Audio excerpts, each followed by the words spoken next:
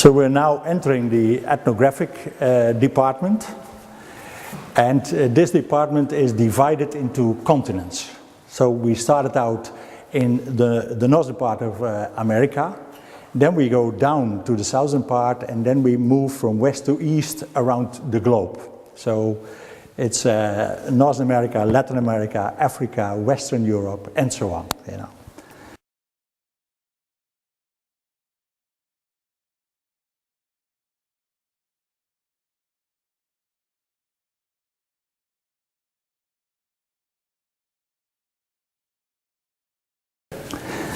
Okay, so now we enter North America and the Caribbean.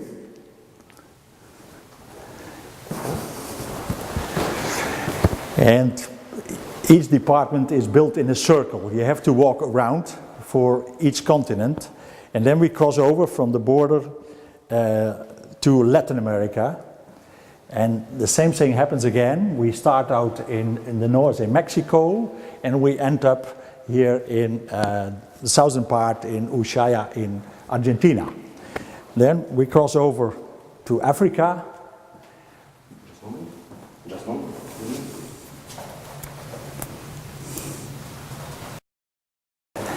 Where we start in Morocco, and we go all the way around and we end up in South Africa. And then we continue to Western Europe, which we cross over, no passport needed here, you know. And in Western Europe, we start in Lapland, in Sweden and Finland and the northern part of Norway, and we end up in Spain and Portugal.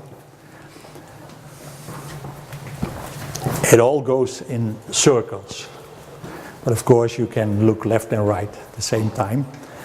And from Western Europe, we cross over to Eastern Europe.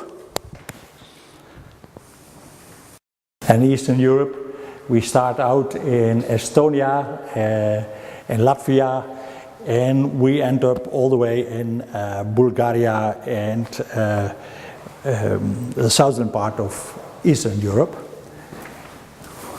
including Russia. And we cross over to the Middle East.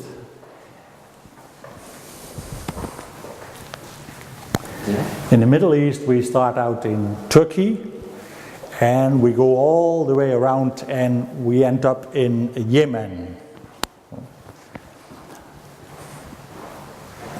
From the Middle East, we go to Central Asia.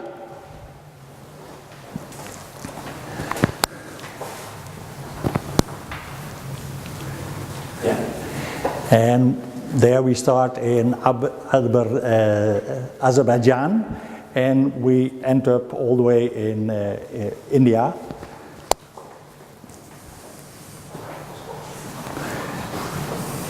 Including Kazakhstan, Uzbekistan, all the Stan countries. And from Central Asia we cross over to Eastern Asia and the Pacific. That of course is the largest area, and therefore also the most shoes. It includes China and Japan and the Philippines and Vietnam.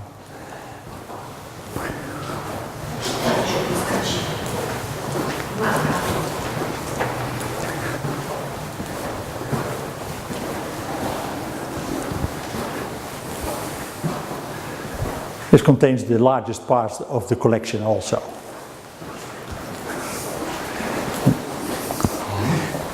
And then we end up with this certificate, which records that we have the largest collection in the world by Guinness World Records.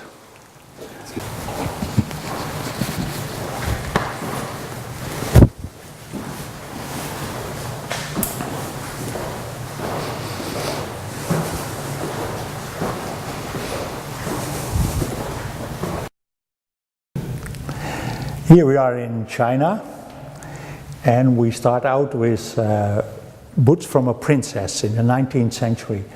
You can see the bird of paradise, the dragon, also the fish shape of the shoe. The fish shape in ancient time was a lucky sign and also a sign of fertility for women to have quickly babies. The little mirrors reflect the stars in the sky. This one is only one boot, it's from the emperor. And the emperor had the dragon, he had the rainbows, he had also all the clouds inside. He had all the parts which only the emperor was allowed to have. Sorry to say I have only one boot. Then all the dignitaries, like ministers and generals, they had the black silk boots with a higher platform or a lower platform. This silk material was of course easy to get dirty and stained. So when they had to go outside in the rain or the mud, they went with these silk boots into these leather boots. This is thick leather and then painted with black tree liquid, and this protected these silk boots against the rain and the mud. All these shoes are to walk outside in the rain and in the mud. Here, like the Indian moccasins, a shoe is in principle not more than a piece of leather around the foot.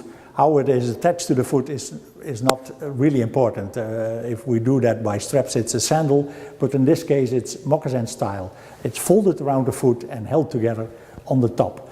This is the southern part of China, close to in Manchuria, close to North Korea. Also from natural materials like the straw of rice, you can make beautiful shoes. This one is made from hemp and attached to the wooden sole in such a way that you hardly see it, but it's very artfully and skillfully done. All these shoes are just braided from rice straw. Some of them you can see, like these children's shoes, are really little works of art which cost months to make, but for the love of a child you do a lot. These are made, for instance, from bamboo, and if you see in the middle there are little wheels, so with every step you take the foot is massaged and you get not easily tired. Here we have the huapandi. They are the stilted shoes, one stilt in the middle. The higher the stilt, the more important the women wear. The Manchus did not bind their feet. Or the Han Chinese, they had bound feet, which we'll explain later, but the Manchus refused that. They wanted to be above the other Chinese. They thought that they were more important than the other Chinese. So the higher it goes, you are more important, and then you go to lower. Here you see also the swastika.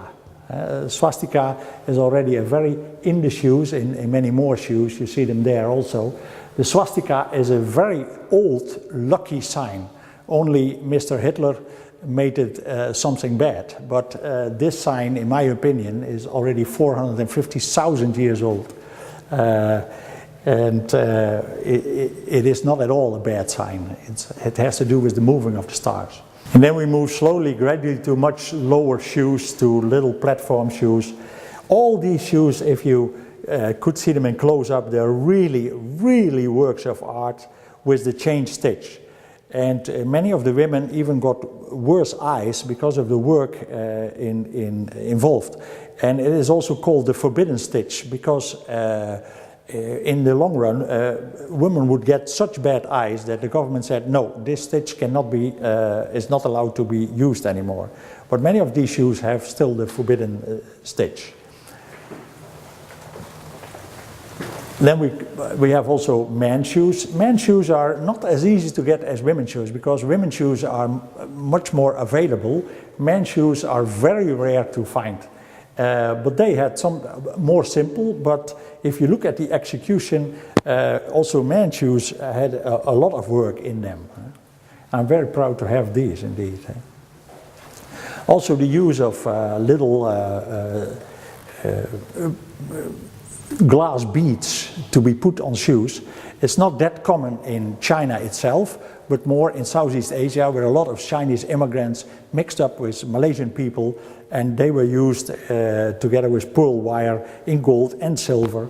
The color yellow, which you see here, could only be used by the imperial court, whether they were nephews or princesses or whatever outside China, but only the imperial court was allowed to use the yellow color. Here we are in the section with the bound feet. Little girls between the age of 3 and 5 years old had their feet bound. That is to say, the little toes were folded under the foot and only the big toe remained. Then tape was used. An example is there. This is the tape which is used. Was put around the feet, and even before they went to sleep was made wet, so it would be very tight. In fact, the first night, usually the middle bones of the foot were broken already with these little children, which was very painful. Nobody talks about the fact that 10% of the little girls and women died because of gangrene, you know, a cold fire in the feet. They just died. It was a sign of beauty to have small feet. But here we have several examples in a higher execution with socks inside, you know. They also represent the different parts of China, because each province had in fact their own design in bound feet shoes. The main fact that they all had was they shouldn't be bigger than 3.5 inch. In fact, 3 inch. It is called in Chinese San Su Jin Lian, or 3-inch golden lotus shoes. But they are very colorful. Usually it went like this, that brides, before they were married, they had to make about 18 to 30 pairs of these shoes, beautifully made, in order to show to the family they were marrying into that they were good housewives who could easily make and embroider all these shoes. Here you have a cast of a lady's foot, a grown-up lady's foot, an original cast of a bound foot of an older woman. This is a very special one. Not many have remained, because in Chinese opera the parts of ladies were mostly performed by boys, by young boys who had their high voices. But of course the boys did not have bound feet. So what they do was to make a splint in a shoe, then attach the little shoe, so the boys, like a modern day ballerina, were taped in these little shoes, and they could walk on their toes and could still perform with their very high pitched voices. To go outside, they had overshoes with little metal pegs, with steel pegs, to walk also in the rain and in the mud. These have steel pegs, these have steel, but these were overshoes, so they walked only for outside. Here are several examples. This is very interesting. These are wooden jinlian, wooden small feet, but these were not, of course, for walking, but inside they could do water, and then at the top you have 4 openings, 4 different color threads of silk came out. They were wet, so very strong, and they were used to embroider all these Chinese little bound feet shoes. Later on, after the law abolished the bound feet, more European styles came into fashion, and the older ladies started to make leather shoes, European style, to use for bound feet. These are shoes from the different tribes in China. Each tribe had their own way of decorating. Here we have also children's shoes, and even pants with shoes together. The Chinese children have a very good way. If they have to go to the toilet, the backside is open, so they just sit down and then they do whatever they need to do. Here we have the oldest shoe of the Chinese collection, that is to say, they originate from the Tang period, which is about 650 after Christ. So they are around 1500 years old. These are made from jade rock, not the jade which is used for jewelry, but the outside of the rock. And these little pieces were cut and then put together by bronze wire. But of course you cannot walk on them. They were used for a dead man. They're only opened at the back and then put over the foot and put into the grave for the afterlife. These are from silk from the same period, also from a grave. These are from a woman. These boots are made from black jade and carved and engraved with mother of pearl. The outside is covered in gilded silverware with the peony rose and the bird of paradise. And these were also meant for the afterlife. So on the other hand we have Japan. We start with Japan at this side. With this case we are in Japan. The religion in Japan is about 80% is Shinto religion. And the Shinto priests have these shoes, these wooden shoes. They're not the same as the wooden shoes in Holland or in Europe. These are made from two parts. The upper part is carved and the bottom part is carved, and then they are glued together with the resin of trees. However, if a Shinto priest becomes a priest, he gets this pair of shoes. When he dies, usually the shoes go with him into the grave. But I still have 3 pairs here. How I get them is, but they're here. That's the most important. Here are 3 pairs, very interesting. These are called pan-pan. But in fact, they are skates, to skate on the ice. These are for children, how to learn to skate on the ice. And here you have a pair when once you're grown up and you know how to skate, then you have real skates. These are from the samurai. The samurai were the imperial soldiers. And these boots are made from bear skin, black bear skin, because the samurai thought that if he would wear the shoes from the black bear skin, the strength of the bear would come into him also. These 2 shoes are very interesting also, because the Shinto religion is leaning very close to the Jainism, and Jainism proclaims that you should have respect for all living things, even the tiniest animal in the ground, like an ant or so.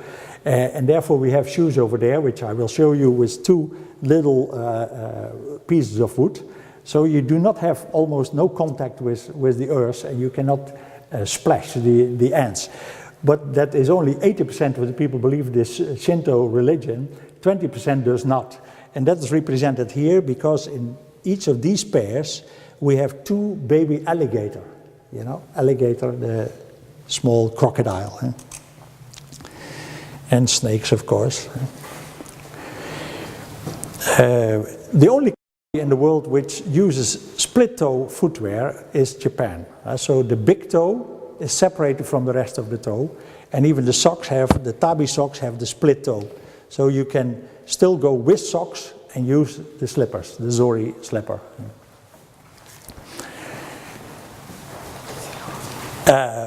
These shoes are for little girls when at the age of 3, 5 and 7. For little girls in Japan, these are important ages, and they have great festivities because they become little women. And they wear these little shoes with bells in them, beautifully decorated for these festivities. The getas I was talking about with the little wooden pieces under it are these, for instance. Also in the rain, sometimes made from leather and beautifully decorated. This is an interesting pair also. Most of the people know geishas. And geishas are there to entertain men, but in general not to go with them and sleep with men. Geishas are only for entertainment, music, tea ceremony also. But there are another kind of women. Here we come to the straw shoes in China, in Japan, sorry. When there is no harvest, then, and especially in wintertime, the women braid from the rice straw all these kinds of shoes and boots. These simple ones, they last about 3 days for wearing, so they needed a lot of pairs and then throw them away if they were done. Here you have a bunch of them made for that purpose. So they made hundreds of pairs of these shoes to use for daily wear. And these are mainly used when the snow is falling and they have a good grip on the snow and warm feet. But the designs of these boots and slippers and shoes, they are very different from each other. These are even used for fishing, so that you do not hurt your feet on the sharp rocks when you throw out the nets. So they're multi-purpose shoes. And this finishes Japan. Korea is another country in the Far East with beautiful shoes. For special occasions they had the leather shoes, which were very sturdy, very thick with multi-layered soles, and then also metal studs on the bottom. They could use them for a lifetime. They were, but only for occasions. Also children, they used the Bosan socks inside these little shoes. But also in Korea, of course, they made from all kinds of straw and grass. They made beautiful shoes. I'm very proud to have these original ones with the lasts in them, because usually the lasts were thrown away or put into the fire to have fire and to cook. But they also had wooden shoes.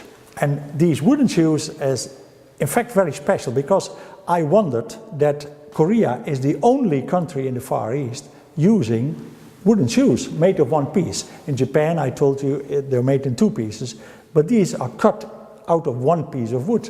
And I wondered why no other country? Then, with the help of a Korean professor, I found out that in 1643, a Dutch ship sank right to the bottom of the sea in front of the coast of Korea. And the sailors were saved by the local shogun.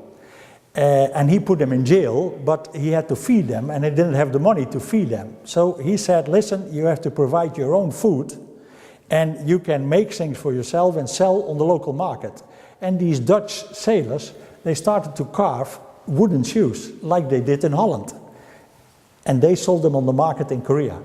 So Dutch people came to Korea and made these wooden shoes, and therefore they are the only ones. And they had also the stilts. Everybody wondered why Genghis Khan could make the biggest country in the world. He had the biggest empire ever, because his empire stretched from Austria in the west all the way to Mongolia in the east.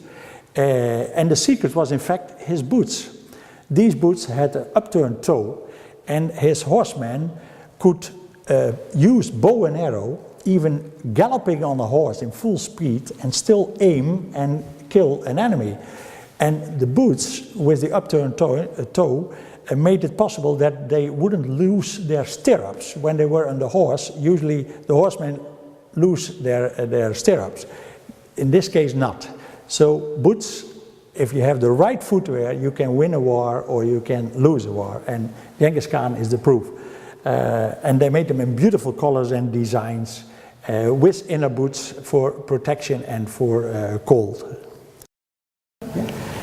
This is the case from Burma, the old kingdom of Burma, which is now called Myanmar. These shoes with the Hinta or Hamza bird, in Indonesia it's called Garuda, could only belong to the king. So these are coronation shoes. He used only for special occasions, when he is sitting on the throne. They're all belonging to the royal court in the 19th century. When the king was sitting on the throne, he used these bronze shoes with the animal head, but these shoes you could not walk on. They were only for sitting down, and he would put his feet inside. These shoes are from Vietnam. We all heard of the musical Miss Saigon, and it took me 8 years to get a visa for Vietnam to enter the country after the war. And finally I got a visa and I could get in. And there I still saw the Vietnamese women in their beautiful áo đào, their local dresses, and they were walking on these shoes. They high-heeled shoes, beautifully inlaid with mother of pearl and lacquered from the urushi tree. That is, lacquer is the liquid from the urushi tree, like it's used in Japan also. These are 19th century and these are early 20th century, or middle 20th century rather. Yeah.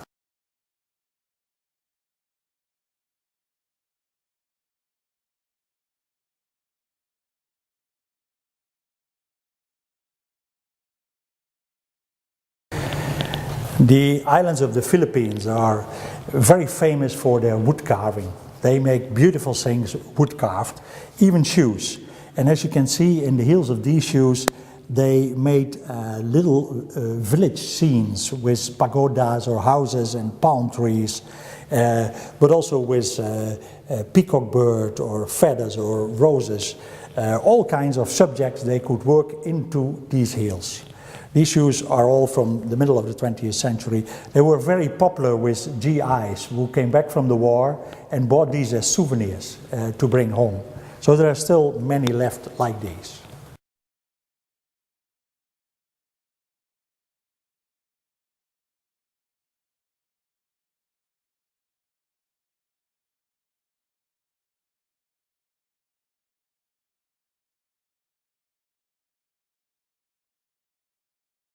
In Australia with the Aboriginals, it was like this. If some Aboriginal would have committed a major offense, like a murder, he would be judged by the village elders.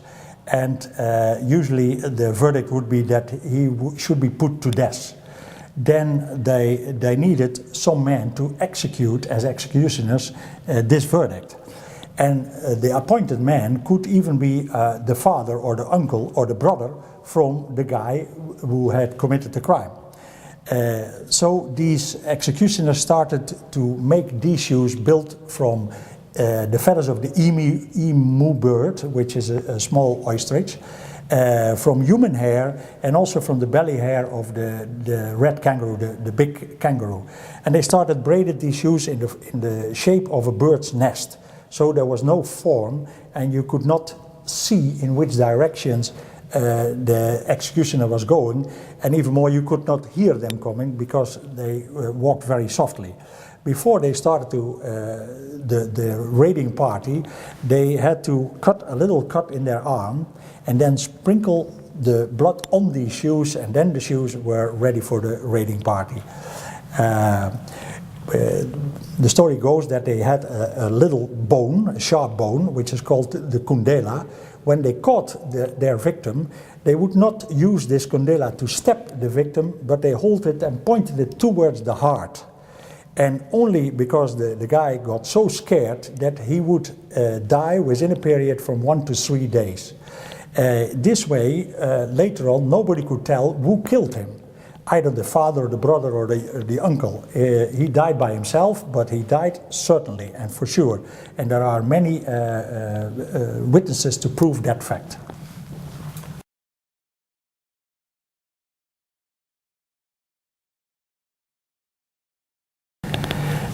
These shoes are typical for the Indus Valley in Pakistan. You know, they are slippers. The toe part is covered by woolen pompons. And the slippers are easy to take off and to put on, because if there is sand coming inside, they just take them off and put the sand out. However, the woolen pompons protect the toes immaculate towards the heat of the sun and the surroundings where they have to walk in.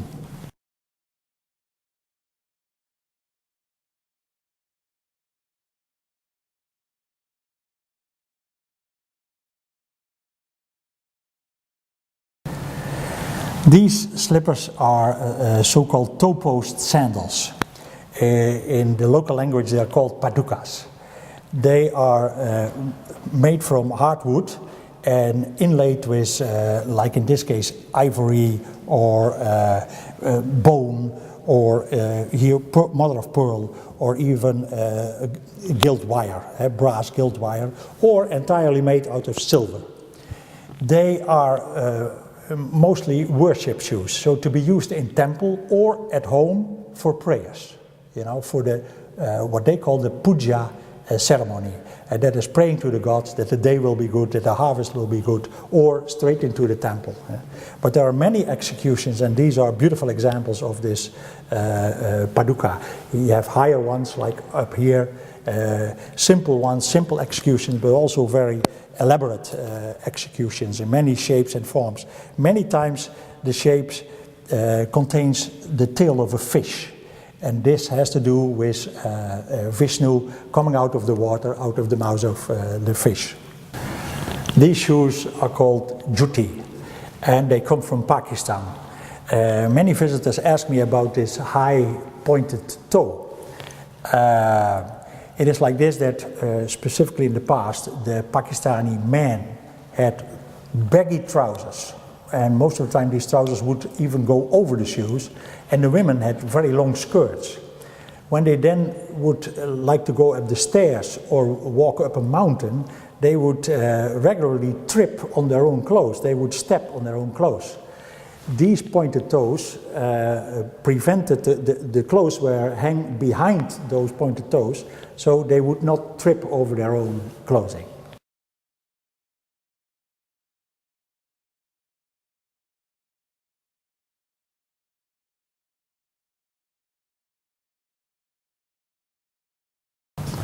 This is a very interesting pair from Afghanistan. They belong to an officer in the Afghani army, and this decoration on the instep is the image of a peacock tail, of a male peacock who spreads his tail out. So important and beautiful.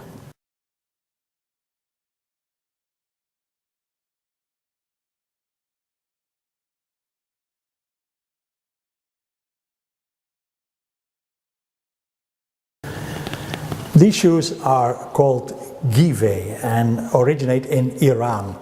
The shoemaker starts out with little pieces of textile which he folds together like that, and then he puts a leather strip right through all these little pieces of textile, and then when that is done he makes the sole in the shape of the shoe. A cotton thread is then put on the sole at the side. Meanwhile, the ladies, they braid the upper, the cotton upper, like they do a kelim rug, like they make kelim rugs in Iran, exactly to the size of the foot, of the shoe. And then later on, that upper is attached to the sole, and the result is all these beautiful shoes, which are very comfortable, very sturdy, anti-slip. Go up mountain, walk into the desert, walk into rocky areas in the heat. This is also in my professional opinion the best shoe attached to the circumstances in the world. I think this is a very special shoe, yes.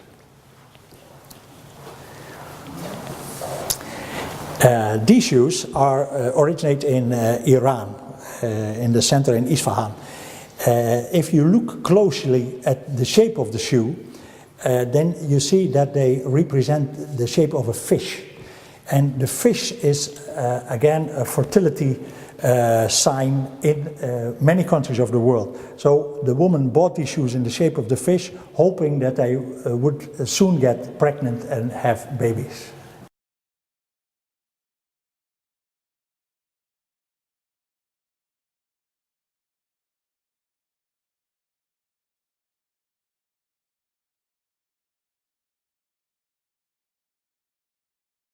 These platform sandals are called kubkabs. They originate in Syria. They're beautifully inlaid with mother of pearl, very high up, depending on the height of the bride, because they are bride shoes. But like today in many countries like Afghanistan and India and Pakistan, still today, very young girls, sometimes at the age of 10, married to much older guys, even 60, 62 years old. I've seen pictures of brides with their thumb in their mouths and a little teddy bear under their arms. Still, the parents of these brides think that this is the best future for their children. However, when they have the bridal party, the bride should be bigger than the crowd because she's the most important. And then they would walk on these high stilted sandals. Of course, it's very difficult to walk on them, but they would be assisted by two other women who could then support her to go around between the guests. Well, we just saw the high kupkaps in Syria for the bride. In Turkey, or in the Ottoman Empire, which was much bigger than Turkey, the brides were walking on these stilted sandals. These were made of wood and covered with beautifully silver, beautiful carved silver. However, the high stilted sandals were for Islam brides, for Muslim brides. Christian brides were walking on lower slipper type leather sandals, also covered with silver. So these are original slippers, low but covered entirely in silver for Christian brides. These high stilted sandals for Muslim brides.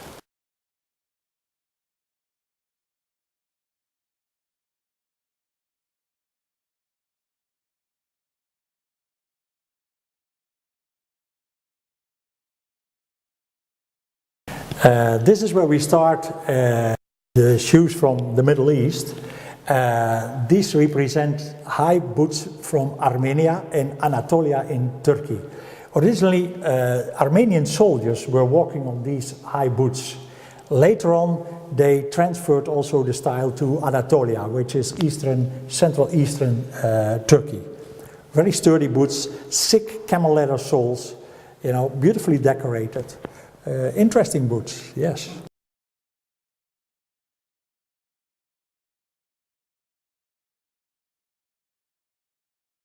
This part is Eastern Europe, and it starts out with Latvia and Estonia and goes to Poland and ends up in the bottom part in Bulgaria and Romania. The common factor of all these shoes is that they look like the moccasins in North America. It's basically a piece of leather folded around the foot and then tied with leather straps around the leg. You know, so you see, for instance, here in Estonia and Latvia, this type of shoes, but also the same shoes in Poland. Kirbski, they call them in Polish language, but you see them also in Yugoslavia. I used to be able to say these are shoes from Yugoslavia. Now I have to say these are shoes from Serbia and Macedonia and Bosnia-Herzegovina. Specifically the ones with the upturned toes, like these, is Serbia. This is typically Croatian shoes. But that's what they all have in common. Like this one's also Macedonia. It's again this piece of leather around the foot. However, for where I'm particularly proud of, Russian, for instance, if we talk about Russia, the use of felt, shrunken wool, is very important in wintertime. So the combination of felt and leather is used in Russia and in Poland in the colder countries. Even for officers in the army, in the Russian army, in the old Russian army, they had felt boots all the way with leather. This is from the Kola Peninsula in Murmansk, where Murmansk is.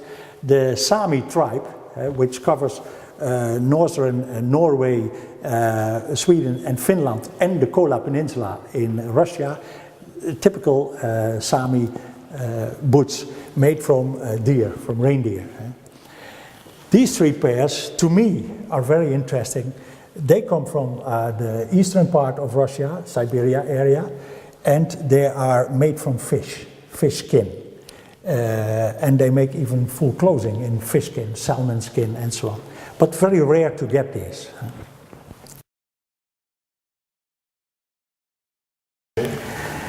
This is from the Tatar tribe. The Tatar tribe, the diaspora of the Tatar tribe goes from the Ukraine, the Crimea Peninsula in the Ukraine, all the way to Kazakhstan. And the ladies make beautiful leather shoes inlaid with separate parts of leather. This is a very high art of shoemaking. The inside you can see that each part is stitched on itself. It's not a patch on leather. They are different parts put together, which is highly skilled work, yes.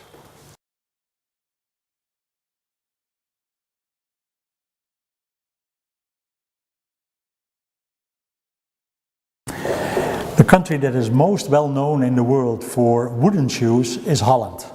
However, Holland is definitely not the only country with wooden shoes. Every country which borders the sea from Norway all the way to Spain at the seaside uses wooden shoes, because wood is very good to get rain and wet circumstances. You can walk on rocky terrain, in clay terrain, and all kinds of terrain, but all along the North Sea and down to Portugal, wooden shoes are used. These shoes, these are Dutch shoes indeed, Holland shoes, beautifully carved. Every province had its own way of carving, and sometimes you have even wooden shoes used as skates. There's skates under it. Hinderlopen, for instance, is well known for its beautiful painted decorations, and Zaandam and Marken and Volendam for their carvings in shoes. The high boots here are for fishermen catching shellfish like mussels and so on. The lower ones are for cutting the reed from the water and put on the roofs of the houses. These orange ones are the first shoes from Queen Juliana for dancing. Her ball shoes, ballroom dancing shoes, the first ones from Queen Juliana. These shoes are from Germany. They're cut from wood also, but a lot wider than normal shoes to walk in marshland, so that you do not sink into the wet sand or ground, you know, so they're made wider. You see the same in Africa with wider shoes for walking in the Sahara, so you do not sink. The steel taps studs below these shoes is for walking on ice, so you have an easier grip on the shoes.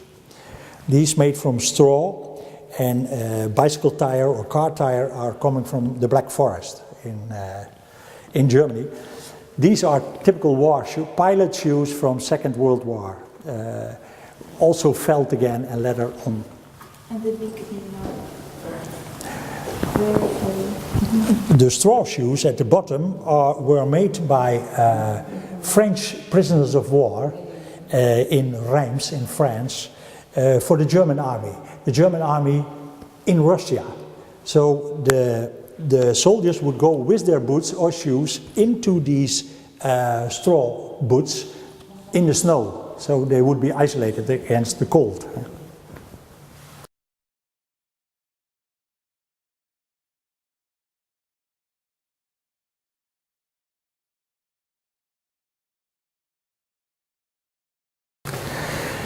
Yeah, in France we have also boots, of course, and this middle pair is very interesting. It belonged to an officer of the Imperial Army of Napoleon.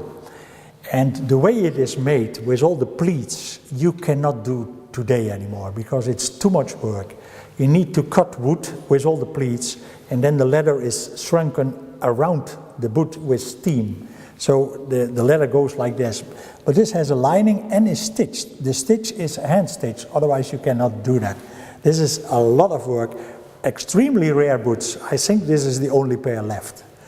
Here below we have gigantic boots, but these are coachman boots, or in French they call postillon. So it's a coach, and this coach was usually drawn by 4 to 6 horses.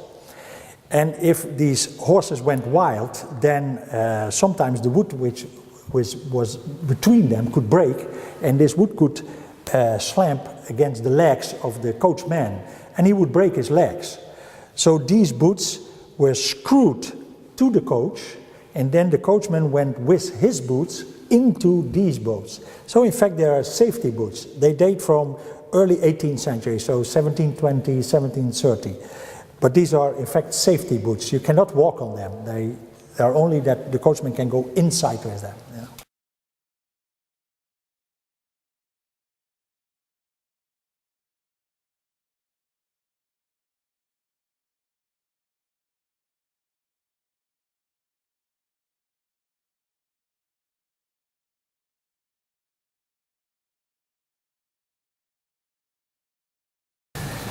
These wooden shoes come from the southern part of France, from the Ariège, and more particularly in a village called Besmale.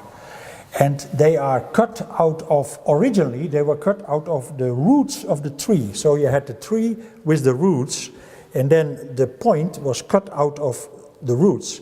Later on, they grew the branches of the tree like this, so the point was cut out of the branches. It can take up to 1 year to prepare a pair of boots like this. There is a heart shape with nails on the top, which is probably not easy to see. And there's a big story behind that. Around the year 1000, the Islamic people came through Spain to France and burned down the villages, robbed the women, and took the women with them back to Spain. The French people didn't like that very much, so they went to conquer back their women and murdered all the Islamic intruders, ripped their hearts out of their body and put them on the point of these shoes. And that's why there is still a heart carved into the upper of the clogs.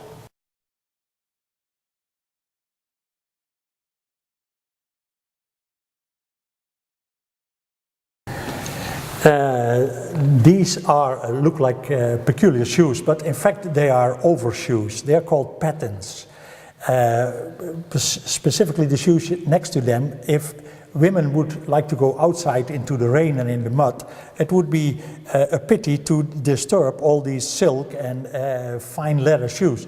So they had these pattens, and they would go with their shoes into the pattens and then would go out on the street in the mud and in the rain.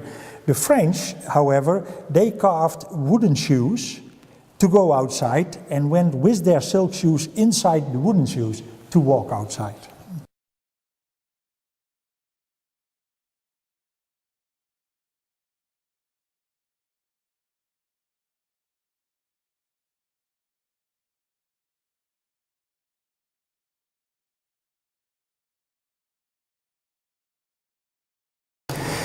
Yeah, these are very special shoes also. They're very heavy with serrated steel points. We have one pair here and a half pair here. Of course, they're not for ordinary walking. You had chestnuts, and chestnuts have a very pointy and prickly bolster. In order to get to the inner side of the chestnuts, the French would throw them on a heap and then put these shoes on their feet and walk into this heap. The serrated steel points would then take away the bolster, and the chestnut would fall out. Chestnuts, not only to eat as the tame ones, but the wild ones are used for tanning leather. There's a lot of tannin in the chestnut, and they use it to make leather. So it's also for shoemaking is very important. This pair is also interesting. This is the very first pair from my collection in 1968. They were used to make wine. You know, the grapes were threatened with bare feet, and later on they put on these shoes to sweat into the grapes and make wine.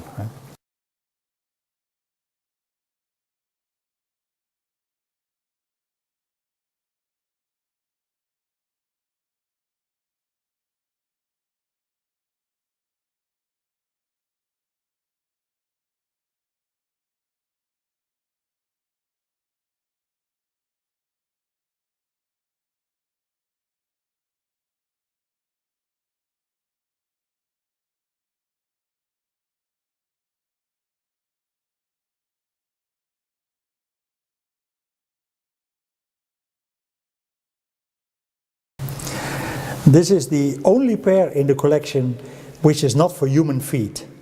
This is a pair of horseshoes from the United Kingdom, specially made for horses who would mow the grass, so cut the grass, but the horse would walk in front of the machine to cut the grass, and with his feet and his hooves would destroy the beautiful lawns.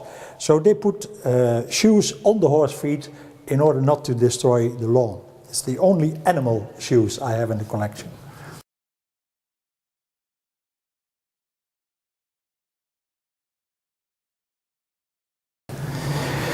These is a pair of shoes. Each shoe weighs 12.5 kilograms. The sole is made of pure lead, fixed to wood. The toe is very thick brass or copper, and it's heavy leather. Still, it's very easy to walk in these shoes because these are diver shoes from around 1920 in England. The diver would be lowered down into the sea with a cable and then could walk easily on the sea bottom.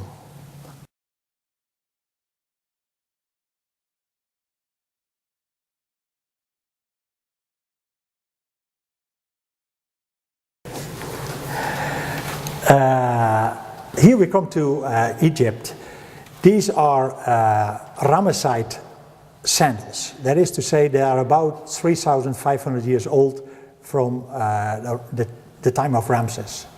They are made from papyrus reed and braided in the way even today from rice straw shoes are made.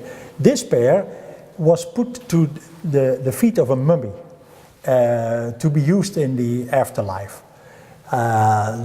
This pair came to me very flat and totally crumbled. After a long time with lukewarm water, I could raise them back to life, and they are from the Coptic time, so about 400 years after Christ.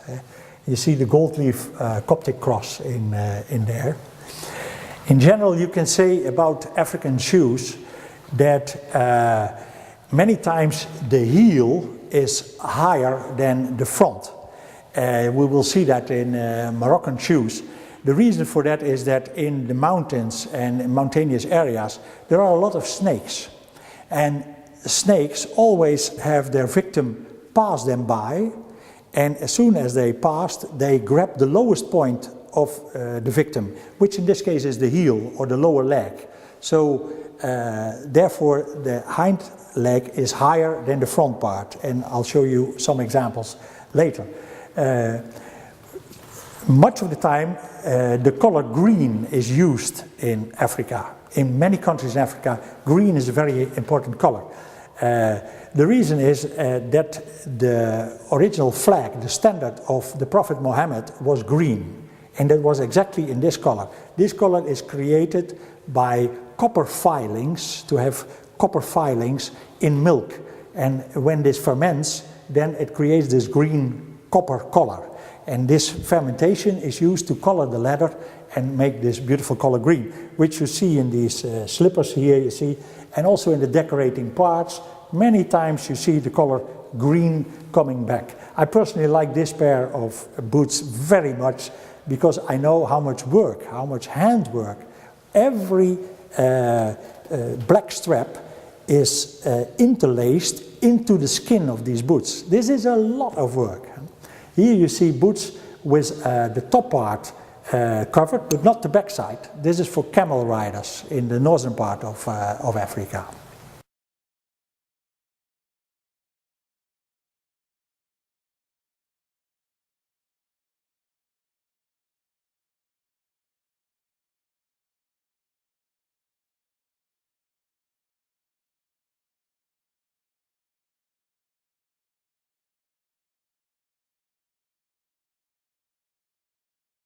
Here we are in Ethiopia. This pair in the middle is late 19th century from an officer in the Ethiopian army. You see that the shape of the sole is much wider than the foot, but again, like said before, this is when you walk into the sand with your bare feet. It's very difficult to climb or to go down. But like snowshoes, which are bigger also to walk in the snow, this is wider to walk easily in the sand. The outside are ceremonial shoes with silver raindrops to dance and to walk.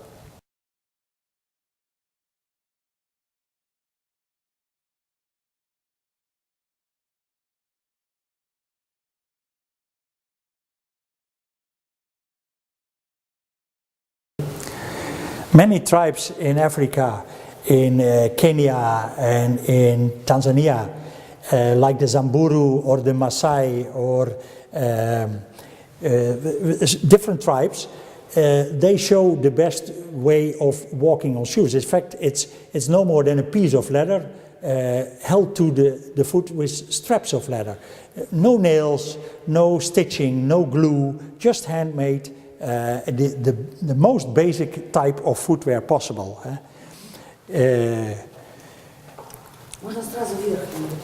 These ones I got from the Himba people in West Africa, is Namibia, close to the border of Angola.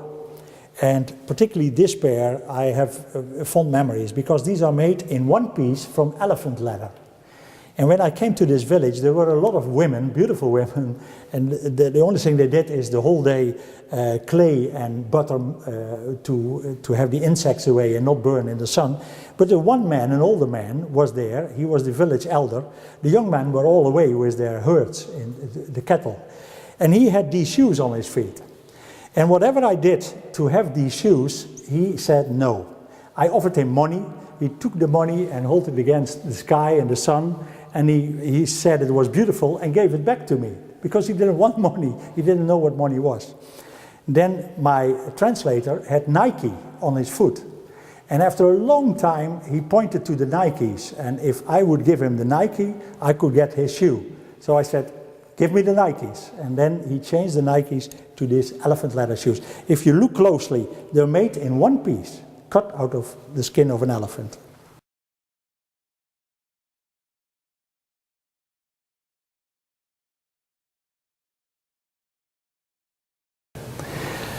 This is from a medicine man, the shoes for a medicine man in Angola. So the straps are made from snakeskin, and the toe part, the toe knob, is carved in the way of a skull, you know.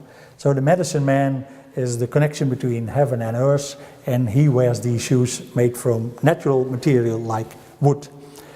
This pair is from Zaire, and made from leopard skin, you know, entirely from leopard skin. The two outside are very interesting also. They come from the island of Zanzibar, near Tanzania. And it is wood, entirely covered in silver, and the little bells, they are bridal shoes also. The little bells wrinkle everywhere the woman goes, so the husband always knows where his wife is, you know, and he can call her, and she cannot run away.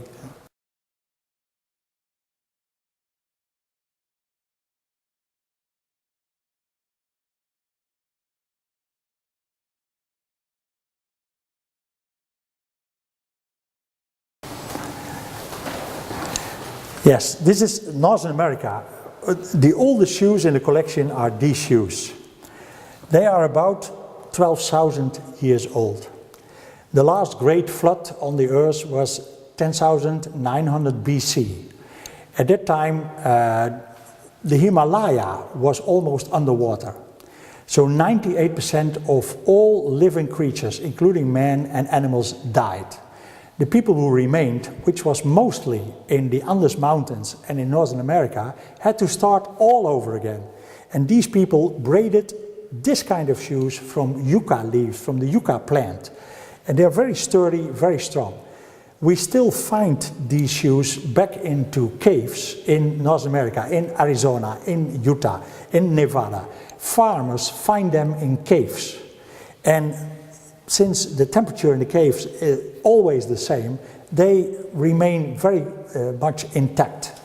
But of course, to find equal pairs is very rare, and I have 3 pairs here. Of course, in North America, we have the Indians and the cowboys. In fact, they both exist. And in the northern part, we have the Inuit of the Eskimos. Of course, the Indians, everybody knows about rain dance and the Hopi. These are original rain dance boots, which are not to be found in a museum in North America. Here we have 3 pairs. Indians, of course, can make beautiful boots and shoes, moccasins, with glass beads. Before the Spaniards, they did not use glass beads. They used the quills of the porcupine, a small animal. They took out the bony hairs from this animal, flattened them between the teeth, then colored them, and made beautiful decorations like this. This pair is very rare, has no beads, is only made from colored quill, natural colored quill. These are from the mid-19th century, so almost 150 years old. And they're still in the same color as they were made, with their natural colors. Of course, every tribe had their own designs, their own decorations, and most of them are represented here. This is the Eskimo tribes, different tribes above the polar circle. Also decorations, mostly if they go vertically, they are women's shoes. If they go horizontally, they are men's shoes. These are little girl shoes from seal, spotted seal, black seal, gray seal, and they cut out the different skin for decorations. I'm particularly proud of these and these pairs because this is made from the skin from the polar bear. And the polar bear is the most protected animal in the world, more than elephant or any other animal. And to get these here was quite, I had them in my suitcase, so it's, but I'm very proud of them, yes.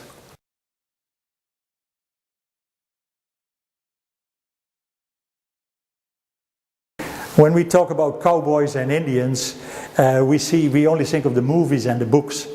And of course, the real life was not as glamorous as it appears in those movies, because this, what you see here as a pair of boots, these are the real cowboy boots. No decoration, just black for doing their job.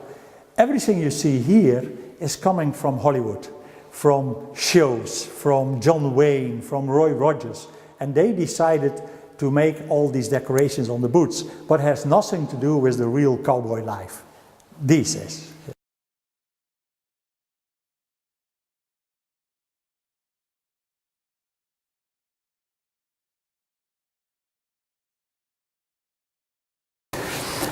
The shoes you see here are from Peru, but these most of the time are pre-Inca. So that is to say that they come from graves dug up in the desert. The Indians walk into the desert with long steel poles and just stick them in the sand. As soon as this pole goes through the ground, they know, oh, there is a grave, there is a mummy. They dig this up and then these shoes appear. So it is very difficult to say, because the circumstances from the weather is always constant. There is almost no rain there. Probably these shoes are 5,000 years or older. And to me it's very interesting. They're again not made with any glue, with any stitching, with any nails, just by hand and in such a way that they cannot be broken. It's all llama leather. These are for children. Children died very young, of course. A nice example, however, are these shoes. These come also from a grave and could be very, very old. And these are less than 100 years old, which shows that the design did not change very much in thousands of years.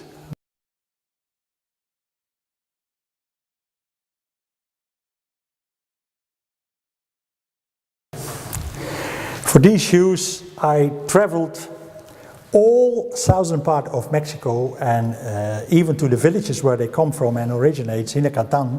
I tried to get these shoes.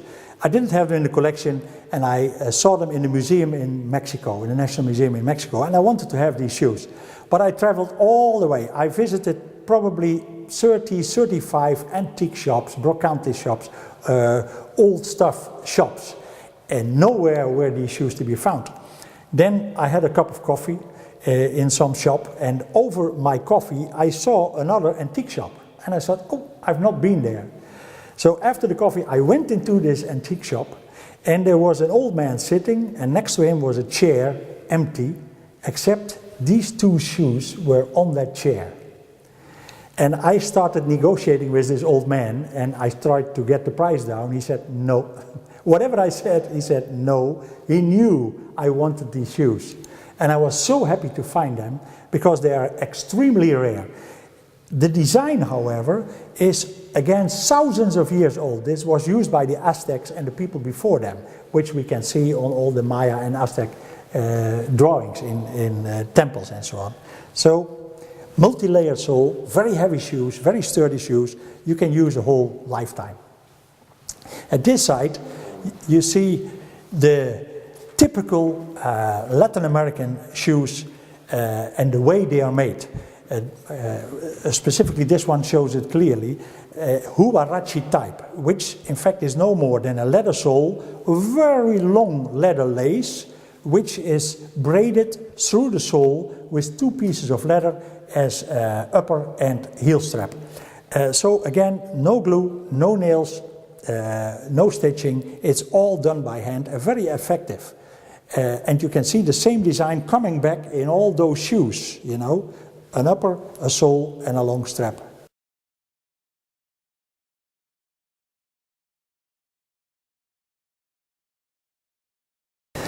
Yeah, these boots are very special.